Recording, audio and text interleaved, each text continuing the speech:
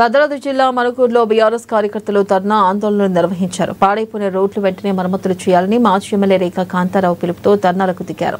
నియోజకవర్గ వ్యాప్తంగా ఉన్న ఎంపీడీఓ కార్యాలయాల్లో ఎంపీడీఓలకు వినతి పత్రం సమర్పించారు బీఆర్ఎస్ నాయకులు. అనంతరం ఈ ప్రభుత్వం ప్రాణాలు పోతున్నా పట్టించుకోదా అని రోడ్లపై ఏర్పడ్డ గుంతలు యమపురికి దారిలా ఉన్నాయని విమర్శలు గుప్పించారు.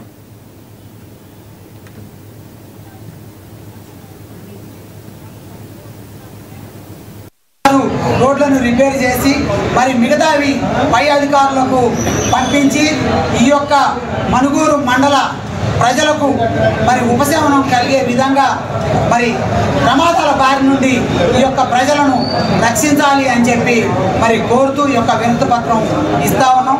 వినతి పత్రం ఇచ్చిన సందర్భంగా మరి ఇక్కడ హాజరైనటువంటి మరి మన పార్టీ మరి ముఖ్య నాయకులు వట్నం రాంబాబు గారు, మరి అలాగే గువ్వ రాంబాబు గారు, జావేద్ పాషా గారు, ఇంకా ముత్యం రమేష్ గారు, పెండియాల నాగేశ్వరరావు గారు, మహిళా సోదరీమణులు, ఇంకా పేర్లు చదవడం చాలా మంది ఉన్నారు కాబట్టి మరి ఇక్కడ